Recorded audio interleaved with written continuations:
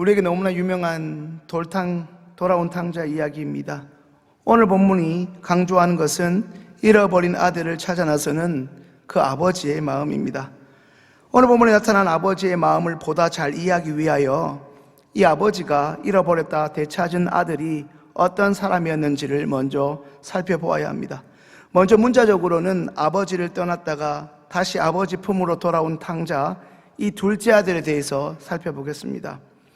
지금까지 우리는 이 둘째 아들을 일컬어 철없는 아들이라는 표현을 익숙하게 사용해 왔습니다. 철없는 아들로 우리에게 익숙한 이 둘째 아들은 당시 고대 팔레스타인 문화적 배경에서 살펴본다면 단순히 철없는 정도를 넘어 불효막심한 아들에 가깝습니다.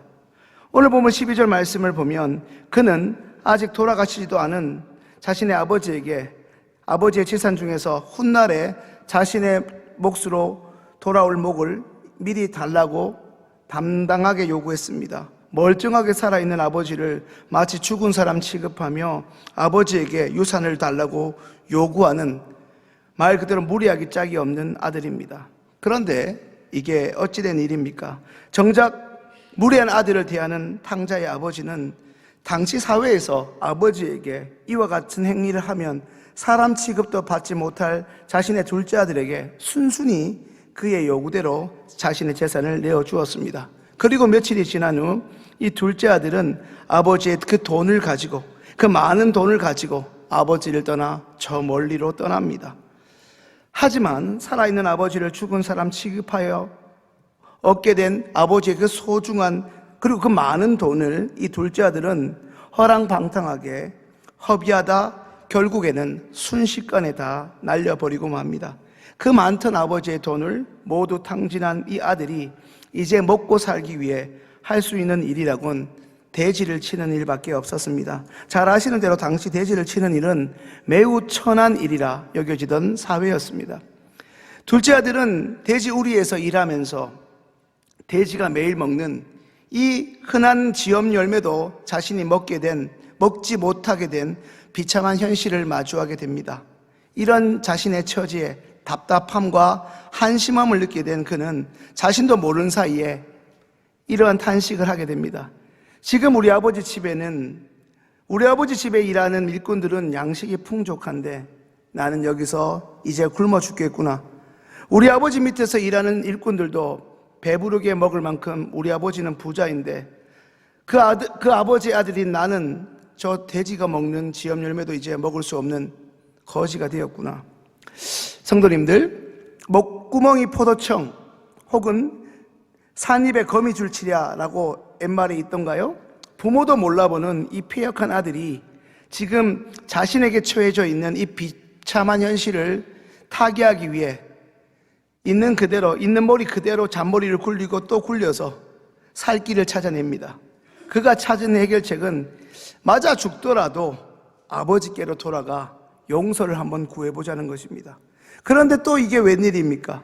이 탕자의 아버지는 또 한 번 우리의 예상과는, 우리의 기대와는 전혀 다르게 반응합니다. 허랑방탕함의 대명사, 이 둘째 아들이 아버지 집으로 가는 길이었습니다. 그렇게나 멀었던 아버지 집이 조금씩 가까워져 가고 어느 순간 익숙했던 고향 동네가 보이기 시작해 이제 얼마 안 남았구나, 드디어 아버지를 만나겠구나, 그렇게 혼자 속으로 생각하면서 중얼거리고 있을 그때에 아버지가 먼저 이 못난 아들을 알아보고 단숨에 달려와 걱정스러운 눈빛으로 자신의 둘째 아들의 위아래를 한번 살펴보더니 이내 목을 안고 입을 맞추기 시작합니다. 좀 전에 말씀드린 것처럼 당시 문화로는 누구에게나 돌로 맞든 심한 매질을 당해야 할 만큼 그게 정상인 이 자신에게 아버지가 마치 장한 아들이 돌아오기를 기다린 부모처럼 자신을 환대하자 그저 둘째 아들은 어리둥절할 뿐이었습니다. 이와 같은 아버지의 전혀 예상치 못한 환대에 지난 잘못을 뼈저리게 깨달은 이 탕자는 양심상 도저히 자신을 아버지의 아들로 받아달라고 할 수 없었습니다. 그래서 다시 집으로 돌아오기 직전에 마음먹고 결심한 대로 이렇게 고백합니다. 아버지, 그저 아버지 집에 일하는 종들과 똑같이 저를 대하십시오. 그래야만 제 마음이 좀 편해질 것 같습니다. 정중하고 간곡하게 이와 같은 부탁을 해보지만 오매불망 탕자 같은 아들도 아들이라고 이 아들을 오매불망 기다렸던 아버지는 그냥 이 아들의 얼굴만 봐도 마냥 기쁘기만 했고 자신을 종으로 삼아달라는 아들의 요구는 들리지도 않았습니다. 또한 그럴 마음 추호도 없었습니다. 오히려 이 아버지는 종들을 시켜 이 아들을 이전의 내 아들의 모습으로 회복시켜주라 명합니다. 아버지의 명령으로 다시 이전처럼 아버지의 아들이 되었다는 그 사실을 많은 사람들이 한눈에 알 수 있도록 이 둘째 아들은 좋은 옷을 걸치고 손에는 가락지를 끼고 발에는 신을 신게 되었습니다. 이것은 다시 아버지 집을 떠나기 전과 아버지 집을 떠나기 전에 자신의 신분과 모습으로 완전히 회복되었음을 보여주는 것이었습니다. 그런데 그게 끝이 아니었습니다.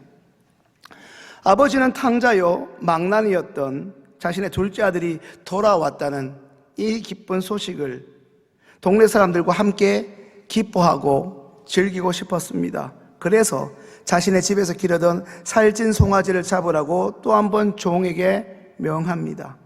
이렇게 아버지를 떠났다 돌아온 탕자는 아버지 품에서 감격스러운 새 삶을 시작하게 됩니다. 그런데 탕자와 같은 망나니 둘째 아들이 돌아왔다는 것을 하나도 반기지 않는 이가 있었으니 그가 바로 탕자의 친형이자 아버지의 맏아들 첫째입니다. 아침에 밭에 가서 일을 하고 잠시 집으로 돌아온 첫째 아들이 이 광경을 본 것입니다. 동네 사람들을 불러다가 송아지를 잡고 풍악을 울리고 그 장단에 맞춰 신나게 춤을 추고 너무나 즐거워하는 자신의 아버지의 모습을 보고 첫째 아들은 갑자기 화가 치밀어 오릅니다. 화가 난 첫째 아들이 잔치가 한창 벌어지고 있는 자신의 집에 들어오기를 꺼려하는 것을 본 아버지는 집 밖으로 나가 또 하나의 아들인 장남의 손을 붙잡고 들어가자 설득합니다. 아버지의 반복되는 설득에도 여전히 불만과 분노가 가득한 첫째 아들은 기어이 작심 발언 몇 마디 말을 아버지께 쏟아내기 시작합니다. 아버지, 저는 몇 년 동안 아무런 사고도 안 치고 열심히 일을 하여 아버지를 섬겼는데 그런 제게는 염소 새끼 한 마리도 잡아주시지 않던 아버지께서 살아있는 아버지를 죽은 사람 취급하고 아버지의 재산을 가지고 창녀들과 놀아나 흥청망청 아버지의 돈을 다 탕진한 저 아들놈이 돌아왔다고 이 살진 송아지까지 잡아준다니 도대체 이게 말이 되는 것입니까? 그러니 어찌 제가 화가 나지 않겠습니까? 지금 말씀을 듣고 계신 성도님들, 모범적으로 반듯하게 살아온 것만 같은 저 첫째 아들에게는 정말 그가 아버지께 쏟아내고 있는 말처럼 아무런 문제가 없는 것입니까? 우리가 잘 아는 대로 탕자인 동생의 잘못은 굳이 거론할 필요가 없음은 누구나 잘 아는 사실입니다. 이제까지 오늘 본문에서 비교적 자세히 다뤄주지 않았던 첫째 아들의 잘못을 살펴보겠습니다. 12절 말씀을 보시면 결코 좋은 동기는 아니었지만 동생이 유산을 아버지께 요구하여 아버지의 재산 중에서 동생의 몫과 형의 몫을 아버지가 각각 나누어 주었습니다. 절대 동생의 분깃이나 동생의 몫만 떼어준 것이 아니었습니다. 단지 차이가 있었다면 동생은 아버지가 준 유산을 신속하게 현금화시켰고 그것을 곧장 탕진해버릴 만큼 빨리 소비했다는 것이고, 형은 동생이 먼 나라로 떠났을 때조차도 아버지 집에서 아버지와 함께 지냈기에 아버지의 재산을 받기 전과 받은 후가 피부로 느낄 만큼 다르지 않았다는 점입니다. 그렇지만 엄연히 형에게도 유산은 주어졌습니다. 시간이 지나 아버지가 돌아가시면 자신은 동생이 받았던 아버지의 재산의 3분의 1보다 2배가 더 많은 3분의 1을 받게 될 것입니다. 비록 지금 당장 자신의 동생처럼 아버지의 돈을 직접 자신의 손으로 만져볼 수 없을 따름입니다. 잘 아시는 것처럼 당시 유대인들이 중요하게 여기는 모세 율법에 의하면 장자는 다른 자식들보다 2배를 받는 것이 관례였습니다. 이미 자신의 몫이 정해져 있다면 아버지의 재산을 날린 동생이 다소 못마땅하더라도 이렇게까지 당시 아버지의 권위가 하늘과도 같았던 시대에 아버지께 이렇게 반응하는 것은 옳지 못했습니다. 이 대목에서 과연 우리가 장남인 첫째 아들을 선한 아들로 볼 수 있는가 하는 의문이 드는 것이 사실입니다. 아버지의 입장에서 이 첫째 아들을 볼 때 가슴 아픈 대목이 하나 더 있습니다. 오늘 본문 32절을 살펴보시면 죽었다 생각했던 아들이 살아 돌아와 그저 기쁘기만 한 아버지와는 대조적으로 맏아들에게는 지금 살아서 집으로 돌아온 자신의 동생이 하나도 반갑지 않다는 사실입니다. 그냥 죽어버리지 왜 돌아왔냐, 그런 마음일 것입니다. 왜냐하면 진짜 동생의 집을 떠났을 때 이 형의 마음이 아프고 괴로웠다면 친동생의 집으로 돌아왔을 때 아버지 재산의 손실 여부를 계산기로 두들기는 이러한 형의 모습은 없었기 때문입니다. 오늘 우리는 본문에 나타난 탕자의 비유에서 참으로 사랑이 많은 아버지와는 너무나 다른 메마르고 매정한 형의 모습을 보게 됩니다. 사랑하는 성도님들, 오늘 우리는 본문의 말씀을 통해 2명의 아들, 2 부류의 탕자를 만나게 됩니다. 한 명의 탕자는 말 그대로 우리가 너무나 잘 아는 나쁜 놈의 대명사 집을 나간 탕자입니다. 이 탕자는 말해야 무엇하겠습니까? 설명이 필요 없습니다. 이 아들은 아버지의 사랑과 은혜 아니고서는 결코 살아갈 수 없는 존재입니다. 하나님의 일방적인 사랑과 한량없는 은혜로 다시 살게 된 그런 존재입니다. 그런데 또 다른 아들이자 또 하나의 탕자는 아버지와 함께 살고 있는 마치 모범생이라 여겨졌던, 아무도 의심하지 않았던 바로 첫째 아들입니다. 다시 말해 이 아들은 자신의 친동생을 잠시 잃어버렸음에도 불구하고 조금도 슬퍼하지 않았고, 심지어 그 동생이 다시 돌아와도 조금도 기뻐하지 못하는 메마른 감정으로 살아가는 존재입니다. 이 아들은 자신의 동생을 그저 아버지의 이 아들이라고 표현할 만큼 무정한 사람입니다.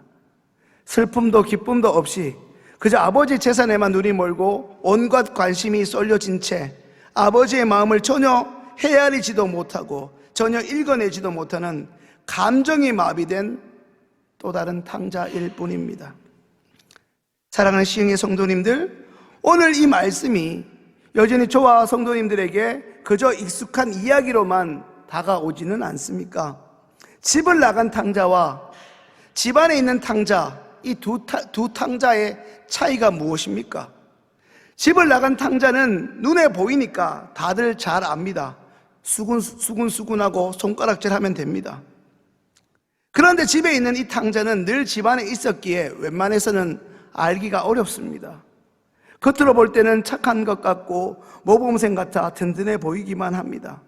하지만 오늘 본문에서 아버지가 볼 때는 죽었다 살아난 이 아들이 다시 집으로 오는 이 너무나 기쁜 날, 이 중요하고 결정적인 순간에 그동안 착한 아들의 대명사라 여겨졌던 이 첫째가 그동안 꼭꼭 숨기고 있었던 아버지와 동생에 대한 자신의 속마음, 다시 말해 그의 본색을 비로소 드러내고야 말았습니다. 아버지는 오히려 맏아들의 이와 같은 발언과 행동에 가슴이 너무 아팠습니다. 늘 성실하게 일하고 부모를 섬겼던 아들이기에 어느 누구도 탕자는커녕 착한 아들 이렇게 입이 침이 마르도록 칭찬했던 아들이었기에 아버지도 본인 스스로도 그리 알고 있었습니다. 말씀드린 것처럼 동생처럼 사고 한 번 친 적이 없고 그로 인해 말썽 한 번 일으킨 적이 없고 아버지 재산을 탕진한 적도 없었던 이 아들이 누가 봐도 탕자였던 둘째 아들보다 더 아버지의 마음을 찢어질 만큼 후벼 파는 것은 아버지에게는 죽었다 살아 돌아온 내 아들, 다시 말해 자기 친동생에 대한 연민과 안타까움이 요즘 말로 1도 없었기 때문입니다. 그저 이 첫째 아들에게는 그저 이 둘째는 쓸모없고 가치 없는 아버지의 그 아들에 불과했던 것입니다. 성도님들, 어릴 적 자녀들이 몇 번씩이나 주의를 줘도 말 안 듣다가 넘어져 다치거나 물건을 떨어뜨려서 다쳤을 때 기억하십니까? 그때 우리 성도님들, 아버지시고 어머니신 우리 성도님들은 어떻게 반응하십니까? 내 말은 들이 잘했다, 이 경상도 말로 꽃이다, 이렇게 하십니까? 처음에는 부모 말 안 듣고 다친 아들을 혼내고 다그치다가 그 녀석이 잠들고 나면 그 넘어져 다치고 깨진 그 상처받은 곳에 약을 발라주면서 이놈아 이렇게 다친 것, 그렇게 깊이 패인 상처를 보면서 이렇게 이 아들이 아픈 것 다 내 잘못이라고, 내가 주의를 줬어야 되는데, 내가 그때 막았어야 되는데, 그러면 우리 아이가 안 다쳤을 텐데 내 탓이다, 못난 부모 탓이다, 잘못은 자식이었는데 눈물 짓는 것은 부모님들이 아니십니까? 다시 돌아오지 못할 아들, 다시 돌아오지 못할 아이들을 하염없이 기다리고 있는 부모에게 정말 기적처럼 내 아이가 돌아온다면, 아니 돌아올 수만 있다면 집이라도 팔아 잔치를 벌이는 게 우리 부모 마음 아니겠습니까? 살찐 송아지가 결코 싸다는 것이 아니라 내 눈에 넣어도 안 아픈 내 새끼가 지금 내 눈앞에 살아 돌아왔는데 그까지 살찐 송아지 뭐가 아깝다고 인색하게 아끼는 부모가 도대체 이 세상에 어디 있습니까? 그 상황에 아버지, 저 녀석 한번 보세요. 이 녀석이 이렇게 저렇게 아버지 돈을 다 날려먹었는데요 하는 첫째 아들 놈을 보니 아버지 마음이 얼마나 가슴이 아프겠습니까? 야, 이놈아 그만 좀 해. 그래도 네 동생 아니냐? 네 동생이 지금 살아왔어, 이놈아. 성도님들은 지금 하나님과 어떤 관계입니까? 하나님을 아버지라 부르는 우리 성도님들은 솔직히 한번 대답해 보시죠. 첫째 아들입니까? 둘째 아들입니까? 매 순간순간마다 아버지라 부르는 그 하나님과 요즘 어떤 사이로 지내고 계십니까? 아버지의 전 재산을 들고 집을 나간 둘째도 늘 아버지와 늘 집안에 함께 있어 사이가 좋아 보이는 이 첫째도 사실 모두 탕자입니다. 하지만 어떤 면에서는 맏아들인 이 첫째가 좀 더 교묘한 탕자고 사실은 더 불쌍한 아들입니다. 사랑하는 성도님들, 오늘 우리에게 필요한 것은 무엇입니까? 바로 잃어버린 이 두 아들들을 애타게 찾으셨던 우리 하나님 아버지 그 마음 아니겠습니까?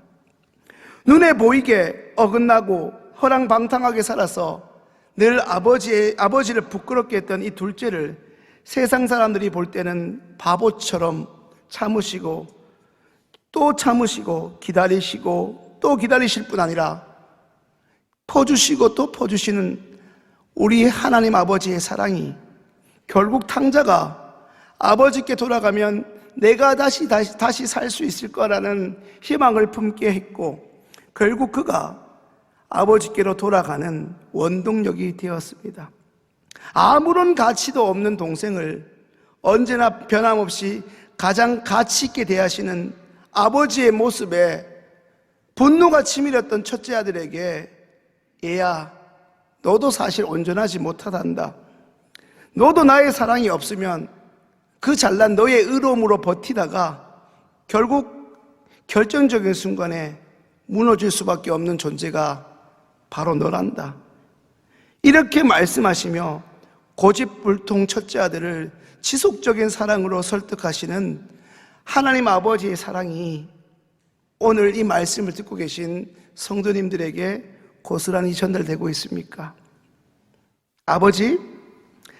아버지와 제가 그토록 기다렸던 우리 막내가 이렇게 살아왔는데 고작 송아리 한 마리로 되겠습니까? 이렇게 우리 첫째가 좀 넉넉한 품으로 아버지 앞에 말했다면 아버지의 마음이 얼마나 흐뭇했고 행복했겠습니까? 이제 우리에게도 하나님 아버지의 이와 같은 넉넉함이, 그분의 따뜻함이 우리의 예배 가운데, 우리의 삶의 현장에서 부어져야 하지 않겠습니까? 먼저 매 시간 이 자리에서 예배드리는 이 자리에 드리는 예배를 통해 지속 반복적으로 하나님의 말씀을 듣고 계신 우리 성도님들에게 하나님의 관계가 먼저 회복되어야 하지 않겠습니까? 매 순간 다른 본문을 통해 저와 성도님들에게 말씀하시는 우리 하나님의 살아계신 음성이 이제라도 다시금 생생하게, 세밀하게 들려질 수 있도록, 그리하여 우리가 다시금 하나님 앞에서 새로워질 수 있기를 소망합니다. 말씀을 정리합니다. 사랑하는 시흥교회 성도님들, 믿음은 형식이 아니라 삶입니다. 형제와 이웃을 편견 그 자체인 우리의 눈이 아니라 편견이 1도 없으신 하나님의 눈으로 바라보는 것입니다.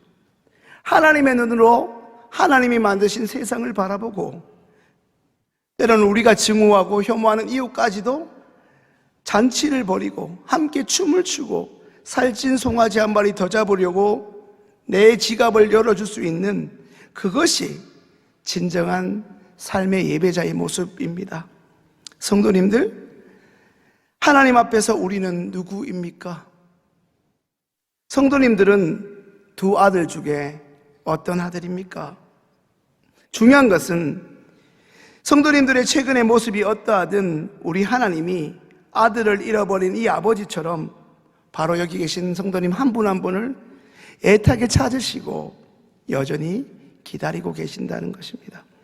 하나님은 우리가 반드시, 그리고 마땅히 있어야 할 그곳에 우리가 보이지 않으시면 가슴 아파하시고 찾으시고 또 기다리십니다. 오늘 우리에게 너무나 익숙한 탕자의 이야기, 이 익숙한 본문의 이야기가 다시금 하나님과의 관계가 회복되고 깊어질 수 있는 복된 은혜의 시간 될 수 있기를 주님의 이름으로 축원합니다. 기도드리겠습니다. 참 좋으신 사랑의 하나님, 늘 서 있는 이 자리, 늘 드리는 예배의 자리 같은데 오늘 이 말씀을 통해 그저 둘째 아들이 나는 아니라고 생각했던 우리가, 또한 첫째 아들이라고 생각했던 우리가 오히려 첫째 아들이 틀릴 수도 있겠다는 생각, 그 깨달음을 우리에게 주신 것을 감사합니다.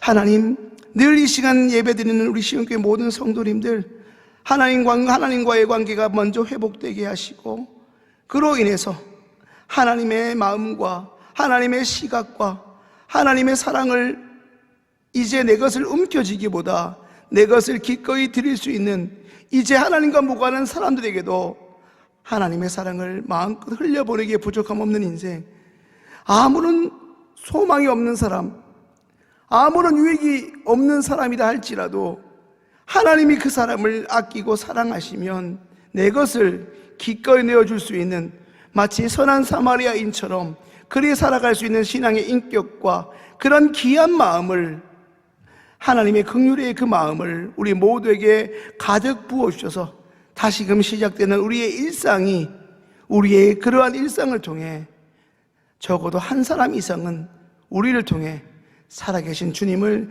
가늠해 볼 수 있으며 주님에 대해서 궁금증을 느낄 수 있는 인생들 다 되게 하여 주옵소서. 오늘 예배를 통해 다시금 귀한 깨달음을 주시는 시흥교회 모든 성도님의 아버지 되시는 우리 주 예수 그리스도 이름으로 기도드립니다.